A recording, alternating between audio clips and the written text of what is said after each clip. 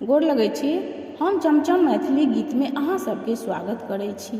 आइ हम एगो वेबसाइट के कथा कहै छी। हमर कथा सब गोटा मिल के सुनब। हमर चैनल के सब्सक्राइब, वीडियो के लाइक जरूर कऽ देबै।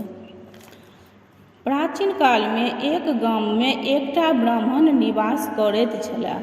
हुनकर पत्नी नित दिन भानस करय काल माड़ पसा चूल्हा में एकटा बिहड़ि रहै ताहि में धऽ देथिन। ओहि बिहड़ि में एकटा नाग आ नागिन निवास करैत रहथि। हुनका लोकनि के जे अंडा बच्चा होइत छल से गरम माड़ पड़ला से नष्ट भऽ जाइत छल। एक दिन ओ दुनू अपना में विचारलनि जे जहिना ई ब्राह्मणी हमरा लोकनिक निसंतानी कऽ के राखि देने अछि तहिना हमहूँ हिनका कऽ देबनि। ई सोचि ओ दुनू बाहर गामक रस्ता कात में एकटा बड़क गाछ तर धोधरि में निवास करऽ लगलाह। ब्राह्मण के 7टा बालक छलनि। काले क्रमे हुनकर जेठ बालक के विवाह भेलनि। ओ भाड़ दौड़ संग सासुर से विदा भऽ अबैत छलाह। जेठक जे विकराल रौद ताहि से झमारल आब ओहि बड़क गाछ तर विश्राम करऽ लगलाह जाहि में नाग नागिन निवास करैत छल। किछु काल गाछक शीतल बसात लगला से अलसा गेलाह। नागिन ऊपर से देखि रहल छल। ओ मौका से लाभ उठा आबि कऽ ओहि ब्राह्मणक जेठ बालक के डस लेलक। ओ बालक ओतहि समाप्त भऽ गेलाह। काले क्रमे ब्राह्मणक आर 5टा बालक विवाह भेलनि आ जहन ओ बालक सब विवाह कऽ बाद ओहि गाछ लग पहुँचैत छलाह तऽ नागिन आबि डस लैत छलनि आ ओ सब ओतहि समाप्त भऽ जाइत छलथि। एहि तरहें अपन 6 बालक के समाप्त होइत देख ब्राह्मण निश्चय केलनि जे 7मा नहि बियाहब करायब ने एहन देखै के मौका भेटत। समय अपन गति से आगू बढ़ैत गेल। ब्राह्मणक जे छोट बालक से कतहु से आबि रहल छलाह। ओ एक हाथ में जूता आ कन्हा पर छत्ता लटकौने चल आबैत छलाह। दूर से एकटा बड़क गाछ देख ओहि दिस विदा भऽ गेलाह। गाछक समीप जहन पहुँचलाह तखन एकटा छोट छीन नदी पड़ैत देखलनि। नदी में प्रवेश समय ओ हाथक जूता पैर में पहिर लेलनि आ नदी पार करय के पुनः हाथ में आयल लेलनि। जहन बड़क गाछ लग पहुँचलाह तऽ कन्हा परक जे मोड़ल छत्ता तकरा तानि लेलनि आ माथ पर राखि लेलनि। ई दुनू बात देख बड़क गाछ तर जे धियापुता सब खेलाइत छल से हँसऽ लागल। ई देख सामा नामक जे एकटा धोबिन के बेटी ओ सबके कहलकै, बेकार में तू सब हँसैत छेँ। ई बालक महापंडित लगैत छथि। सुखायल में जहन चलैत छथि तऽ रास्ता देखि कऽ चलैत छथि।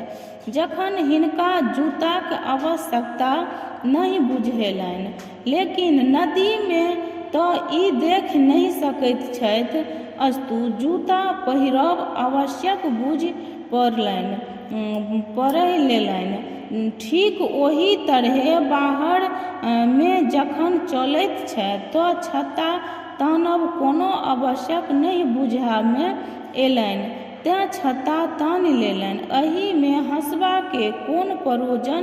धोबिन बेटी के मुँह से ई दुनू बात सुनि ब्राह्मणक बालक बहुत प्रभावित भेलाह। कारण हिनका मोनक बात बिना कोनो संकेत बुझि गेल छल। घर घुरला के बाद ब्राह्मणक जे महापंडित बालक ओ ओहि धोबिनीक कन्या से विवाह करय के प्रस्ताव पिता के समीप रखलनि। पिता के मना कएलो परंत उक्त धोबिनक संग नीक दिन में विवाह कऽ लेलनि, कारण ओ देखलखिन जे ई कन्या परम विदुषी अछि।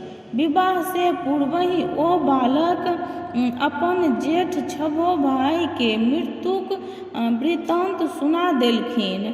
संजोगवश जाहि दिन विवाह कऽ ब्राह्मणक बालक बिदागरी करौने फिर रहल छलाह, ओहि दिन जेठक अमावस्या छलैक।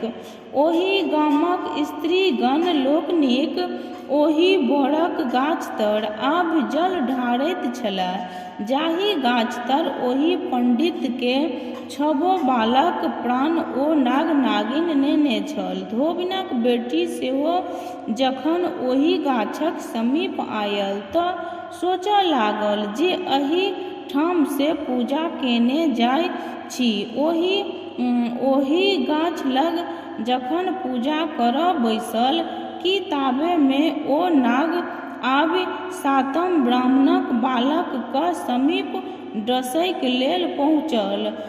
सोमा ओकरा देखि मुट्ठी से पकड़ि ढाकन तर झाँपि देलक आ जांघ तर क दाबि लेलनि। ई देख नागिन दौड़ि कऽ सोमा लग आयल आ कहलक,